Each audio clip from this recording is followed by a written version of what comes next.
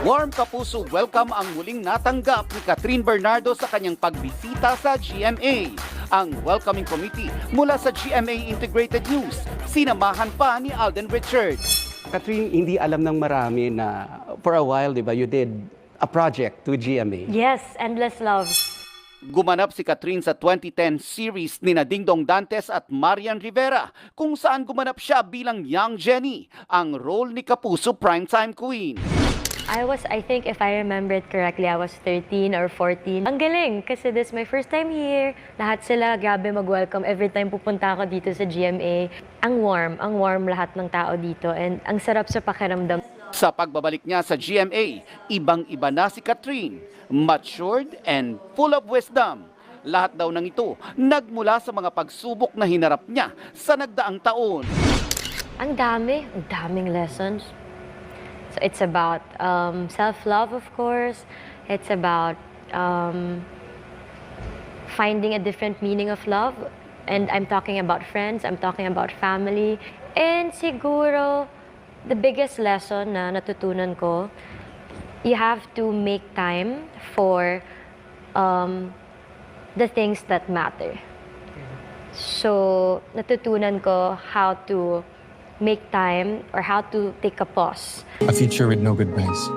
May mga naituro ba si Alden sa kanya, lalo't mas naging malalim ang kanilang friendship matapos nilang gawin ang Hello Love Goodbye noong 2019.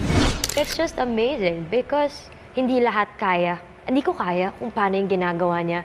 So minsan pag napapagod ako, tapos titingnan ko siya, iisipin ko, eto nga, hindi nagre-reklamo.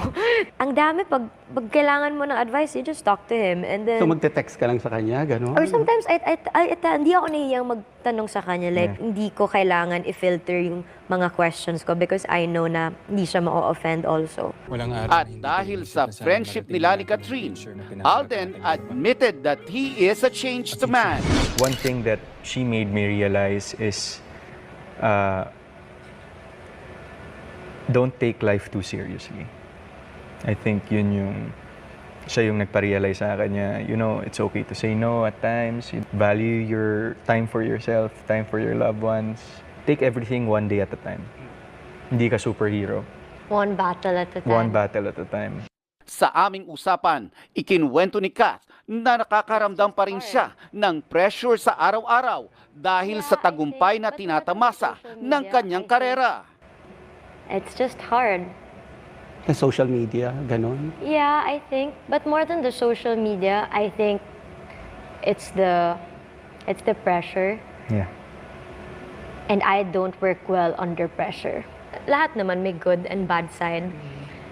Maybe it's just hard for our job because when you do something right, people will praise you. But when we do something bad, people will bash you twice as much. So, ang hirap sigurong matuto kasi lahat ng tao inihintay lang yung magkamali ka. Exactly. And kung normal na tao, hindi naman ganun yan, di ba po? But then again, we're public figures and we chose this job. So at the end of the day, it's having the right mindset. It's being grateful for everything. Dahil isang linggo na lang at mapapanood na sa big screen ang continuation ng love story ni Joy at Ethan. Excited pero kinakabahan daw ang dalawa. It's easy to ship you.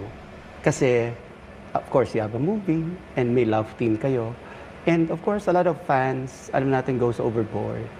Na pati yung personal life nyo, nagko-comment.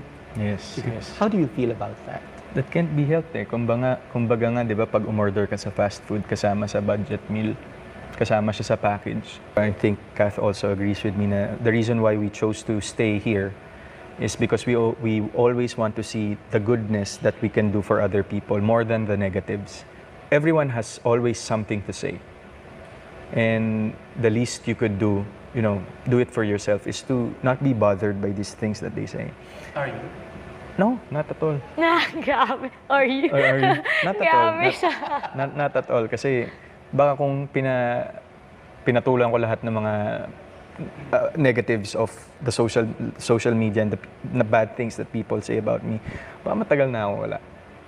But, you know, when, syempre, of course, tao lang din tayo. Darating yung time na we'll get fed up, mapapagod.